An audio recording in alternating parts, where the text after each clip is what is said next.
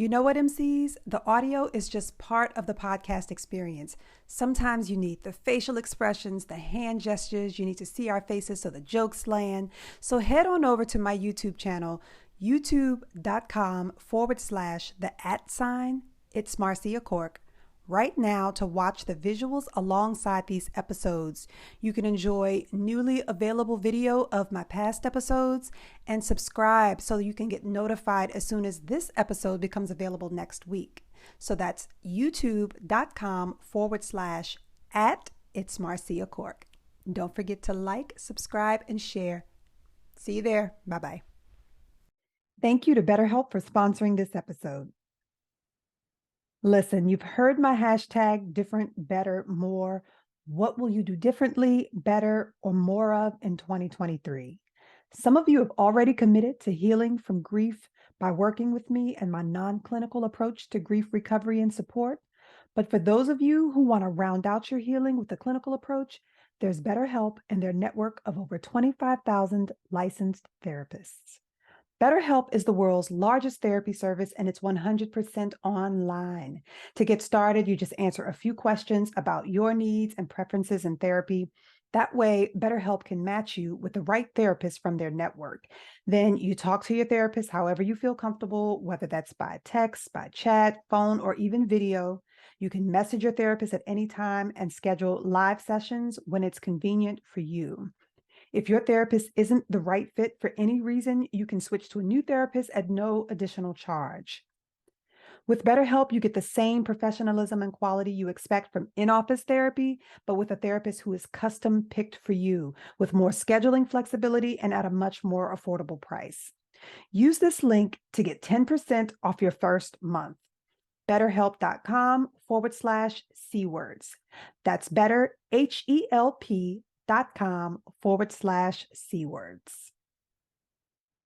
I do remember her coming to my parents' house multiple times trying to get me to come back to work. I do believe I probably sat out of work maybe a good month, maybe. Okay. And I didn't want to be back in that place again. So fast forward to my sister that I just lost. I knew I didn't want to go back in that dark space, but I had to keep using my faith and what I knew that God was going to pull me out of to help me to stay out of it. And it's hard because I trained Charlie. Charlie was, I'm sorry. It's okay. Take your time. Listen, grief doesn't have to be grim. That's why when I talk about it on this podcast, it's about dealing with grief and loss in a way that influences the changes you want to make in your life. As you heal, what do you want to do next? Make a professional pivot, end a toxic relationship or friendship? I want you to have the confidence to navigate change. These are real stories from my one-on-one coaching sessions and my inspiring interviews with change makers.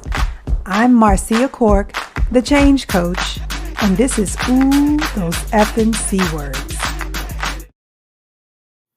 Hello, MCs. Welcome back to another episode of Ooh, Those Effin' C-Words. I am truly in the company of a legend today, the legendary celebrity hairstylist, Shirley Gordon. Yes, before reality TV made its way to the DMV and made, some of our public figures, local celebrities, we already had Shirley. Shirley was already known nationwide for her artistry. Her career is a lot like the avant-garde hairstyles and wigs that she's known for. Yes, they are audacious. They command our attention, and they are beyond anything that we could ever imagine for ourselves, right? So I reached out to Shirley to continue my series of conversations for the Get You Out of My Hair campaign effort. You remember I created this campaign to demonstrate the intimate relationship that forms between client and stylist, and how we often dump on each other, right? And so the goal of this campaign is to have stylists use that dynamic and their platform to encourage grief support and mental and emotional wellness. I kicked off that series a few episodes ago with Dawn, my hairstylist. She talked about her toxic relationships. And so this conversation today with Shirley is timely in so many ways because May is Mental Health Awareness Month. Mm-hmm. But May also marks 1 year since Shirley lost her sister and brother-in-law, her sister's husband, in a very public accident here in the DMV area, just so close to home. So none of us is spared from hardship and loss. My condolences go out to you, of course, Shirley, but I'm so thankful to you for just being willing to be here today to talk about that, but then also to talk about mental health and wellness, the importance of expression, the conflicted feelings that we can feel. You have a life that just forces you to live out loud and still have these successes, but know that you're grieving behind the scenes. So I appreciate you being here to tell this story. So welcome to the show. Thank you so, so much. Thank you. Thank you. You look amazing. Oh, thanks. I knew you would. Thank you.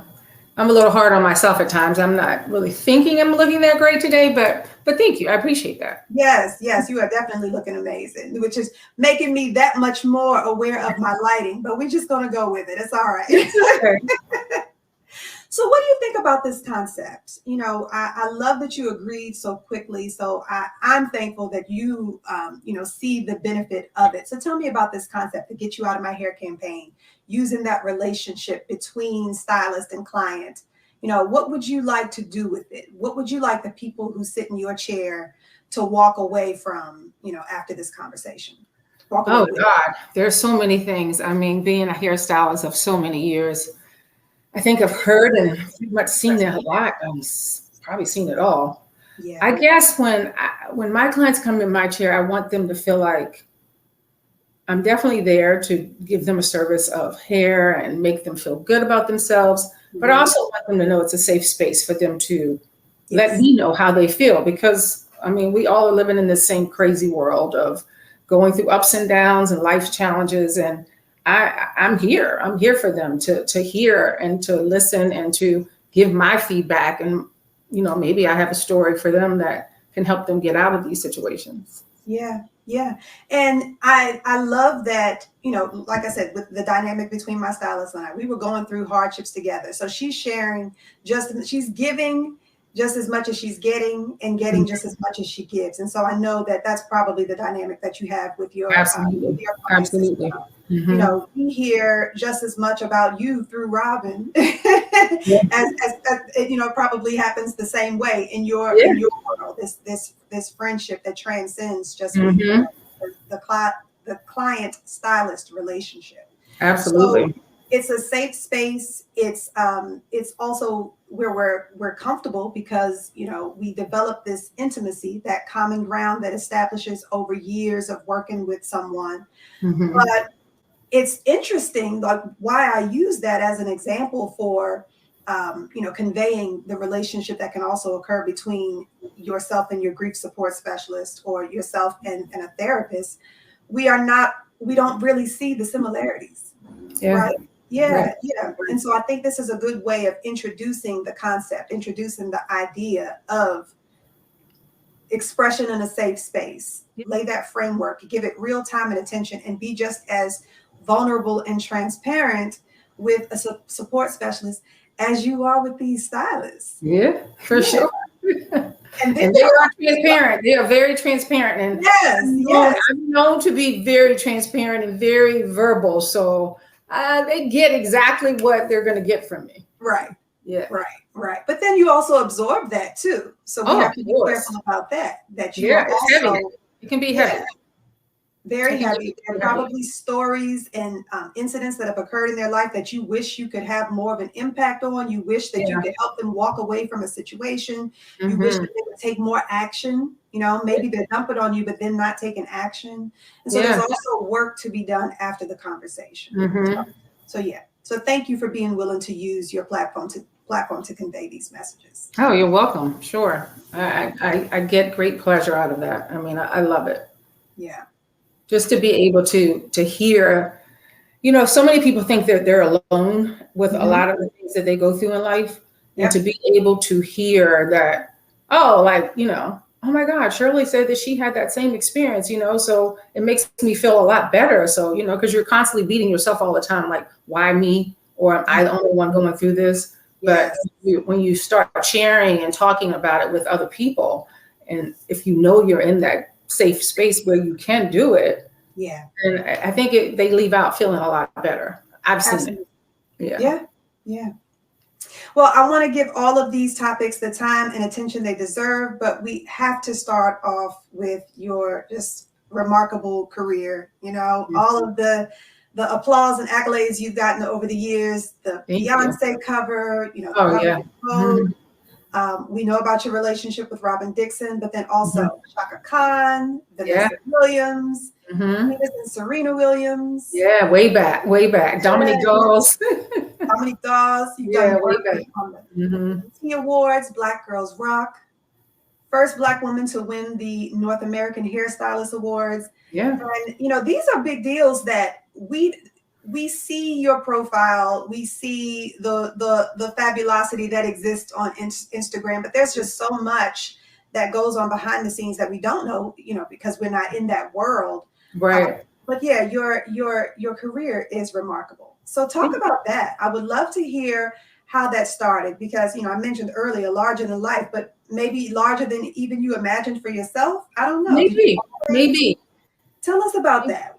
Yeah, it's funny you said larger than life and something that I didn't imagine for myself, because my career started with my father. My father, I wanted to be a fashion stylist or a fashion guru, like dressing celebrities, or even thought about, you know, going to FIT, creating my own fashion line. But then my father had this brochure and he just came in the house one day and was like, "No, you're going to beauty school." And I'm like, I don't want to go to beauty school. He was like, I said, "Well, I want to go to school for fashion." And he was like, "No, fashion and hair goes together. I see what you do to your sisters. You're going to go to beauty school. I'm going to take you on Saturday." So that's how my career started. So I went to this beauty school, small beauty school in Rockville, Maryland. Okay. I was the only African-American there. And it was a great school, but they taught me the fundamentals to go on and get my license. But the rest was something that my father saw in me at a younger age, playing with dolls, playing with my sister's hair, having people come over and getting their hair done on the weekends. He saw that I had a gift before I knew I had a gift. Wow. So it's not always what you want to do for your life. Sometimes it's somebody around you that might see something in you that you don't see for yourself. Absolutely. And in my case, my father was the one that saw hair. When I tell you, he found my beauty school, he found my first salon that I worked at, and I was there for 11 years at Kelly Harem. Loved Miss Kelly. She taught me the ropes of hair. I owe everything to her, because she took me in when I didn't even have a license. And I tried to tell my father that. I was like, "Well, I can go for the interview, but I don't have my license yet." And he was like, "Oh, hell, they're gonna hire you when they see what you can do." That was just my father's way of saying things. So it was so funny hearing her tell me how he came into her salon and was looking around, and he was like, "Well, I have a daughter I want to bring in for an interview." And she was like, "Okay, then we can set that up." And he was like, "You look like you need, you know, liven this place up a little bit." And she's the one that can do it. So I had the interview. She hired me on the spot. I used one of my sisters, cut all her hair off, hired me on the spot. And I was like, "But I don't have a license yet." And she was like, "Oh, you let me worry about that." So I worked for her for 11 years. And then I opened up Strands Hair Studio. Now I've had for going on 31 years. Same location? Same location, Wheaton, Maryland. Yep. Wow. Yeah. That is amazing. So that's always one of the questions I ask. Who was an early influencer? Who was someone? Yeah, my dad, my father. Nurtured. That is impressive. So where was your mother in this? How did she feel about? My mother was like, of course, she knew that my father was right. She knew hair was, you know, where I should have been. Okay. So she was 100% behind him. And, you know, he just charted that course for me. And he even found Strands Hair Studio in Wheaton, Maryland. He found this space and he was like, "I found this space for you. There used to be a hair salon." He's like, "I'll do some little things in there." Because my dad was really good with his hands. He built our family house. He did a lot of construction and building work. So he did everything, got the salon ready, moved me in, and wow, the rest is history. And then probably 3 years after owning Strands 1, I opened up Strands 2 in Columbia, Maryland. For 15 years, I owned that salon, which is where my sister Charlie managed for me. Okay. Yep. Okay. And so now, did I read that correctly? You're one of 12 I'm one of children? 12. Yes, one of Okay, 12. so that's very similar. So my mom is one of 12. Yeah. And so you have what, 8 girls? 7 girls, 5 boys. 7 girls, Now, 5 boys. So we have 8 boys, 4 girls. So yeah. I grew up in a dynamic very much like that. Yeah. So I'm one of the grands, but of course, in a family that size, some of the Hmm. grands are relatively the same age as the younger siblings. Yeah, for So sure. For yeah, sure. so that's how I grew up. Some of the younger Yeah. siblings are more like siblings to me than uncles and aunts. Hmm. So very Yep. similar dynamics. So when I read that, I was like, wow. Yeah. Yeah, the similarities there. So was he just as active in nurturing their skills and talents as well, shaping Well, my dad was, both of my parents were firm believers in if you have a skill, use that skill. But what you can't do is to stay home and not do anything. yeah, So they weren't really heavy in pushing you to college. They were more like, find something that you love, make the best out of it, and do it. To watch my father grow up, me growing up watching my father having, gosh, 20 jobs, I feel like at one time, like mhm, never in the house because he's constantly was working and mhm, always there providing for us. okay, If I wasn't a hard worker, then there would be a problem because my mom was the hard worker inside the house. My father was the hard worker on the outside of the house. So okay, I get a lot of my traits from my parents because I mhm, am always on the grind. Like I'm a hard worker, but I don't really feel like I'm hardworking because I okay, love what I do. Yeah. okay. Yeah, so that hustler spirit, that hard work, Yeah. what hustler Yeah. mentality, definitely ingrained in you. Yeah. Oh, for I love sure. it. Sure. Okay, so he already knew you were a star. He already knew I was a star. So He would tell me tell about the everybody he could that had ears, he would tell everybody about his daughter who's doing all these famous people.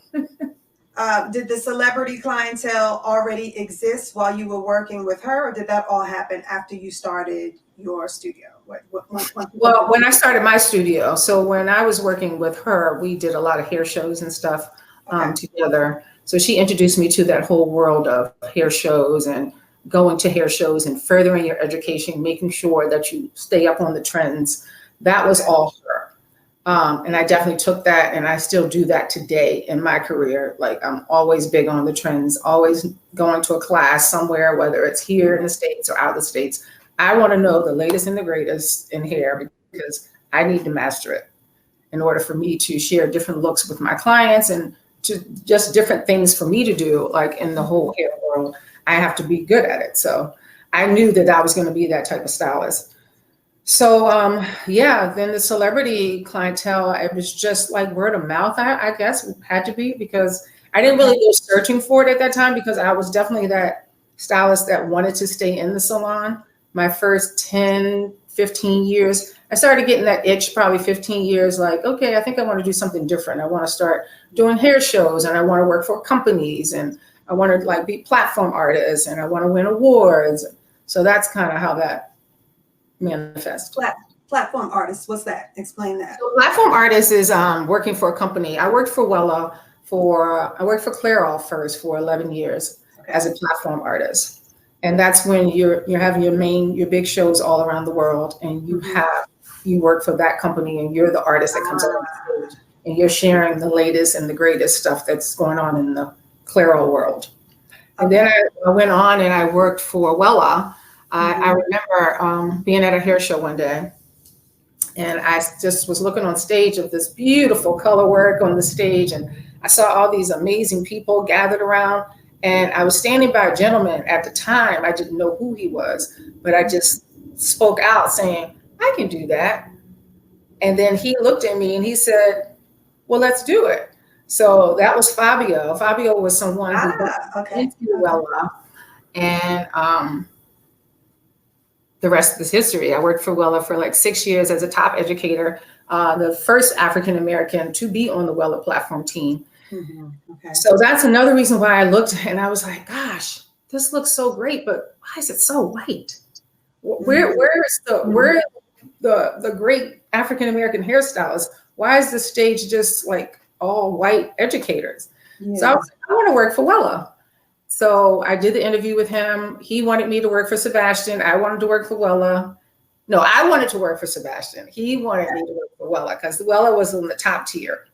Okay. So I worked for Wella, won 3 major awards for colorists, international colorists, straight. So yeah, it's So great. that's really what catapulted your career and gave you that visibility, is working for these very high profile, very recognizable names.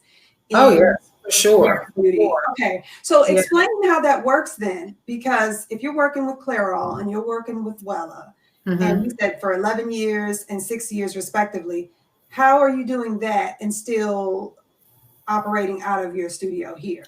Well, like I said, I'm my father's child, so we made it work. Whenever there are shows and stuff, that's usually on the weekends. So I would leave my salon on Saturdays or sometimes on Fridays, and you had like 2 days you had to prep for the show. And a typical hair show is Sunday, Mondays, and Tuesdays. So as long as I was there by Friday, then that weekend I did shows. And I was on a really tight regiment travel schedule back then. So it was a lot, but it was fun. It was a lot of fun. Because you got to see so many people. Did they pay for your travel? They paid for everything. They Okay. paid for everything. Yeah. Okay, so that's also what helps make it possible then, because that seems like that could be really expensive back and forth. Yeah. All right. And you mentioned that this world was very white. Now, I know hair shows were still big, the Atlanta area and beyond, in the South, and that was Black. So you're doing that as well? Yeah, so when I was working for Clairol and Wella, you go to the same hair show. So it's we go to Brother Brother every year. We would do, I think it was another show that is in Chicago that was, good multicultural, but as a educator for a company, you want to see diversity. You want to see that they are looking to hire Black educators as well, because if you're going to have people on the stage, models represented, why not have the educators, be diverse? So we did the Bronner Brothers show for 11 years straight, like when I worked for Clairol. So I was there, I was on the stage. People tried to get me when they saw me on the Clairol stage, because they were like, oh my God, who's that sister up there? Like, we want her, your Dark Lilies and your, all the other companies that, African-American brands. But it was something about the passion of just being with Wella. And I think I wanted to show that I didn't really need to work for a Black company in order to show Black hair. I wanted to be on that white stage and be that Black stylist to stand out, so the younger generation can see that you can put yourself in different situations and you don't have to think in this little tight box that I'm only supposed to do the Black things with hair. Yeah. And I opened up the world of, you can do whatever you want with hair. Yes. Yeah. And so it sounds like that probably had a lot to do with how you took on this very public persona. Like I said, you were a celebrity in that before we, had celebrities here. Just your association with the top names, recognizable names. Yes. Is that the difference? Is that the difference between someone who goes on to achieve this type of immeasurable success as a hairstylist versus, owning several shops perhaps in the area? You are well financially, just don't have that same level of visibility. Is that where that comes from? Is that where? I think it definitely comes from that, and it also comes from knowing exactly what you want from hair and who you want to be. Like, there are hairstylists that have 2 and 3 salons in the area, and they may never want to do platform work. That's just not their goal. Their goal is just to stay in the salon, create beautiful hairstyles on their clients, and they're completely 100% content with that. And I love it. And that was me for a little bit, but I knew that there was a bigger picture for me, because I knew when I looked through those magazines, I wanted to be that hairstylist that I saw, that, all these famous hairstylists around the world. I'm like, well, I want to be one of those people. So I wanted that and more. So I'm constantly always trying to jump for the next big thing. Okay. Okay. And so you were interested in fashion initially. How did Yeah. you bring those worlds together? Fashion, Oh the my makeup, the God. hair, all of that. My fashion world, I'm definitely going to do one day. I know I'm going to have something to do with fashion one day. Okay. But it, like my father said, it all goes together. So when I started getting into competition hair and creating these stories of how I was going to have these competition worlds meet with hair and fashion, you have to have all that together. So you need your good photography, your makeup, your fashion, your hair, and the story all comes together in order to show a look for competition world. So it all worked out because I'm so involved with picking out the fashion every time I do a photo shoot. If there's someone who wants to, be a hairstylist, but Mhm, up the mhm. ante, level up, do something unique and different, is there a Yeah. process that you recommend for making that happen? Well, I definitely recommend there's definitely a process, especially if you want to do competition work. So the biggest hairstyling award is the North American Hairdressing Award, which Mhm. is what we consider our Oscars of hair. Oscars or Grammy, yeah. Mhm. Yes. So we Okay. call it NAHA, which stands for North American Hairdressing Awards. That award show has several categories, and you can enter in any category. I've Okay. entered in multiple categories over the years, and every year that I do it, I push myself to enter in something different. But that you would need to make sure that you're prepared to do a photo shoot because you need to know what the judges are looking for. You need Mhm. to know what type of work you need to make sure that you're doing. So you need to take time out a good couple months and really do a good storyboard on how to become a competition stylist Okay. and what you need to do to win. Okay. Competition Yeah. stylist. See, you're using terminology Yeah. that most of us are not aware of. So this is what I Yeah. was saying. So knowing, me researching you and learning about NAHA, Hmm. this is something I would have never heard of otherwise. Yeah. Right. Yeah. So our listeners don't know this Yeah. either, but someone listening will want to pursue this and Absolutely. need to Absolutely. know where to start. For Okay. somebody young coming out of beauty school, then I say get a great mentor and let that mentor guide you into the proper steps Okay. that you need to take to start competing. Because you don't want to put yourself out there and go enter NAHA. Go to some of the smaller competitions first, like your Bronner Brother competitions, or some of the ones that are like, the L'Oreal has a competition, Wella has a Trend Vision competition. So you want to do like baby competitions first, and then like try to enter into your NAHA competition. Okay. I didn't Okay. do that, but it took me a minute to win the first awards because I just said, "Oh, I can do that." So I just entered. Okay. Yeah. But you've also had these years of experience of the Yeah, platform. for sure, for sure. It's Yes. photos that get submitted into the It's a awards. photo. It's a photo that gets submitted into the North American Hairdressing Awards. And they Okay. have like really strict rules. You have to follow those rules. The photography has to be on point. The makeup has to be on point. So you're getting judged, you're getting scored on a scale. And they're taking a little bit from each part of the competition. So if Okay. the fashion doesn't go with the hair, then you're going to get cut. If the Mm. lighting in the photograph is too dark, then it's not going to work. Ah. So it's So then you always also have to be strategic then about who you align with for the fashion have to for the have makeup. a proper team, yeah. Okay. And all of that costs a lot of money. It costs me Yeah, a lot of money.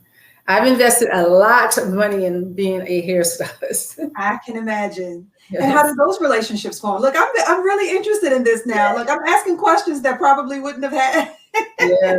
that I wouldn't have asked, but I'm interested. How do those relationships form with the makeup artists, with the fashion Well, experts? just being in different settings, like I've done fashion, I've done Fashion Week in New York. So I've met so many different makeup artists and different people. So along the way, I just kind of like, oh, okay, let me have your information. Let me have your information.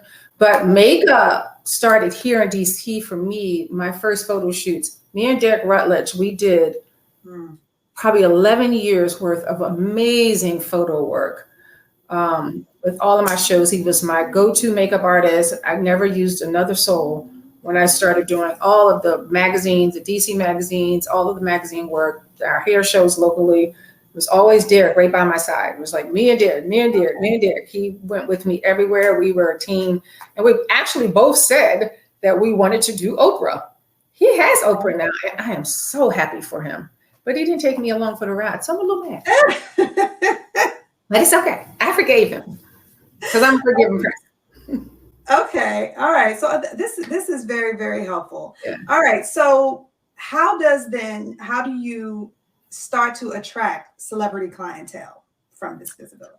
Gosh, how do you start attracting? I guess it has to do with, I mean, right now Instagram is like huge. So that's like a big platform.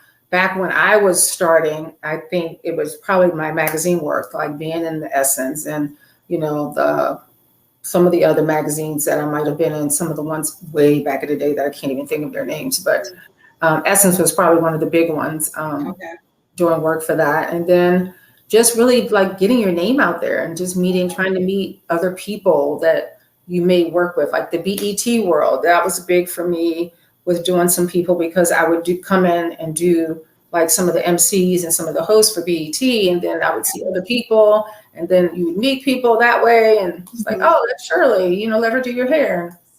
You get to you end up just kind of rubbing elbows with one another. Yeah, you rub elbows with different people. Like even in the hair world, like you're rubbing elbows with some of the great hairstylists that I look up to in my career, like Vivian McKinder was one of my icons that I just needed to know everything she knew about hair, because I just looked at her on stage and I'm just like, wow, this woman is a genius. And I've trained under her so many times over the years. And she's been behind me with like helping me grow with this whole NAHA journey and a lot of the things that I've done. So it almost doesn't even require any real pursuit from you to attract celebrity clients. They kind of make their way to you.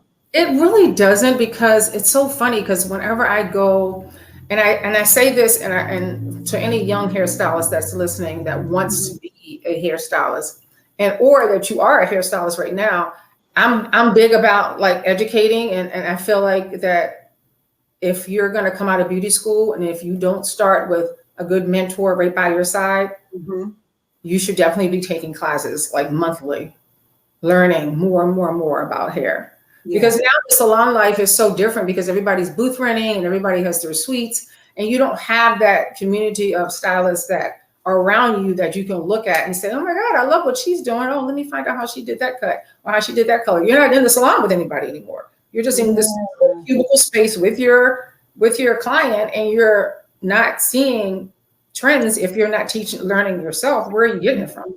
Technique. You have to yourself. Like my motto is always look for somebody who's doing better than me. So I'm not going to follow anybody who's not. I'm going to follow somebody who's way up there, because I want them to be just as high up as God. Because anybody I touch, I want to be that way. I don't want to follow anybody that's on my playing field. So it will give you the visibility it needs, like you mentioned, social media now, but for longevity. Yes, for longevity. You really need that sense of community. Yeah, for sure. For sure. That makes sense. Okay, so then what happened next? So you are rubbing elbows with the right people. You've already you have an amazing resume by this time, of course. So then what happens? What happens with the next several clients? And that still allows you to maintain this work? Do you need to travel with them ever? How does that work? I haven't really had the opportunity to travel with one celebrity. And that's probably me, because I'm not putting myself, or I haven't put myself out there in that direction yet. At this point in my life, yes, I am ready to travel with a celebrity, or, you know, if that's what it takes for me to work with them, or if they would offer me a position, I would probably say yes today. But in the past, I wasn't open enough. And because they knew that I worked with the different companies, a lot of celebrities, like big name celebrities, they want you to themselves. So if they know that you're working for LA and you're doing all these things, because I've heard over the years, like, oh, Shirley, you know, your name came up with Oprah, or your name came up with this one, but they said you're too famous. Shirley's doing a lot of things with, you know, other stuff. So she wouldn't be able to give me the time. And I can understand why they would feel that way, but I don't, because until you ask the person, you don't know. Yeah. But that sounds a lot like what you were saying with the fashion world. No Yeah. one, they feel like you will give, there will be preference. You know, you'll give styles and looks to the celebrity you favor. No one is going to get that same level of attention. Yep. So it sounds very similar in that way. Yeah.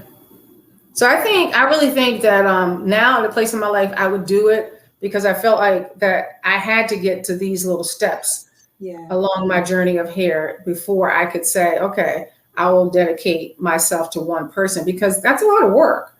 And I am a creative being, so I need to be able to create on you. So it has to be the right person, the right canvas that's going to come to me and say, Shirley, can you be my number one girl? Because I want to be able to show creativity. I don't want to be able to just curl somebody's hair the same way every day and be happy with that. That would give me fulfillment at all.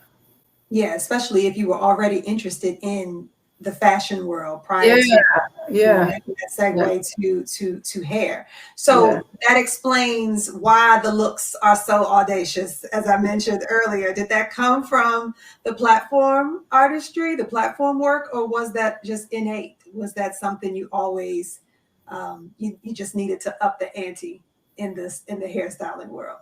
Well, I do believe I needed to up the ante in the hairstyling world, especially in our African-American community, because I felt like it was just stuck at sometimes. And I felt like people were always afraid to push the box or to push the envelope and to make things bigger than life. And I am just that girl. I don't know if it's because I'm from a big family, but everything's got to be bigger than life. You know, it's like, I just pushed the envelope. So if somebody said, no, you can't use that spray, then I'm like, well, I'm going to use that spray because I think it'll work.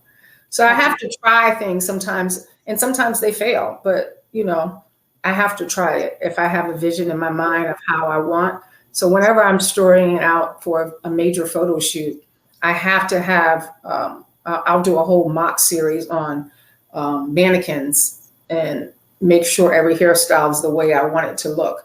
So when I go to these photo shoots, most of the time the photographers are so like impressed because they're like, do you have a team? And I'm like, well, I have one assistant that's with me. She's going to help me, you know, where I need help, but I'm good. And they just don't envision it because they see people just come in and fumbling and putting their ideas together right on the site. And I just go boom, boom, boom, boom, boom. Okay, so this is what sets you apart. So as you're telling me all this, I'm listening to it and thinking, okay, this is the standard. So this is what is done in the industry. But no, this is what sets you apart from everyone else. Yeah, because you have to know the proper steps. Yeah. And you said $20,000. That's how much you might invest. Sometimes my shoots, I know my poor husband, he's like, are you doing Naha again this year? And I'm like, yeah. So it's like sometimes if I'm not being sponsored, then I'm gonna pay anywhere between $20,000 and $25,000 just to do a nice shoot. And do you get that back? Is it? I get it back in some way somehow. I'm praying to God one day that I get it back, but I think I've been blessed in ways that I've gotten it back through just my business growing or just people knowing my name and you know just being out there in the hair world amongst big time hair artists, and they're like, oh yeah, we knew you. You're that you're Shirley. You're this. Gotcha. You get it back sometimes in that way. You win a trophy if you win, but sometimes it's not always about. Of course, I want the trophy, but it's not always about the trophy. It's just about me standing up on that platform, being an African American stylist in this huge competition world where we're starting to get more African American stylists to enter. But it's not very many of us. Were there any racial barriers to your success, to getting this type of visibility? Any hardships? Any financial investments that backfired? Tell me about the hardships that you've had to navigate as well.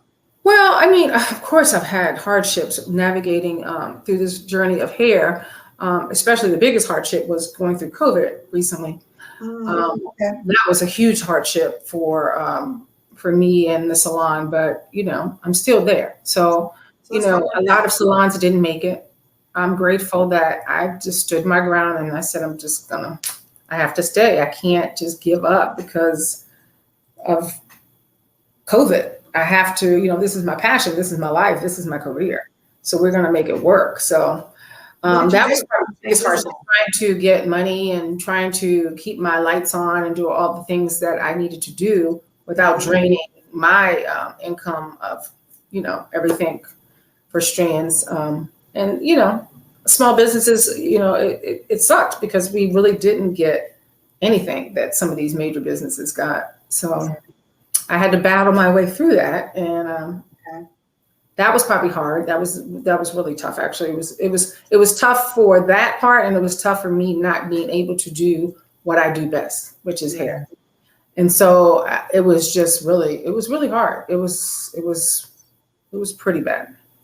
Yeah. And then the climb back, I imagine, is just as difficult. Because it's still coming back. It's not, I wouldn't say that everything's 100% right now. I would say we're still like 60, 70%. Because you still have people that are not sure, about COVID. They're not sure about, they've lost their jobs, So now the trickle down is going to hit us probably harder than COVID.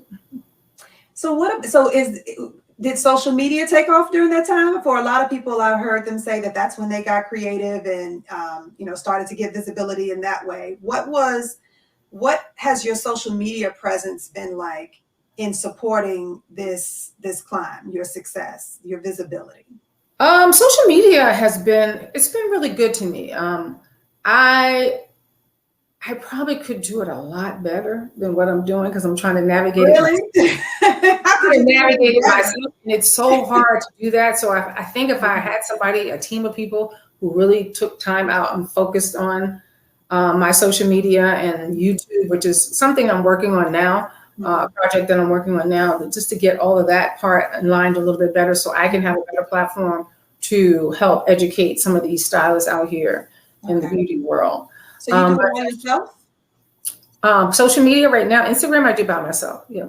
That is impressive. Yeah. So I'm a little behind. I had some hurdles that kind of keep me back and forth, but I'm trying to get back on top now of the Instagram thing. But it's good when it's on. It's on. Like I get so many like DMs and people calling, making appointments, or Instagram is great. Like it's really helped my business tremendously. My wig business during COVID really took off. Okay.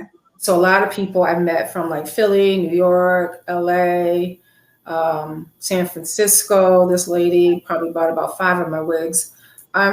People they love it. My wig line came to me probably, it had to be a good 25 years ago. I started out doing wigs for chemotherapy and alopecia. Okay. So once the celebrities started wearing wigs more and I just said, well, I'll just come out with, a creative wig line. So Shirley G Wigs is the wig line. And it's custom made wigs. Anything you show me, I can do it. All right, so let's have some fun with this celebrity clientele then. Craziest story, wildest story of you and a client, or something that you just observed. Oh my God, I have so many crazy stories. Hold up, good question, right? But this is where we're gonna pause.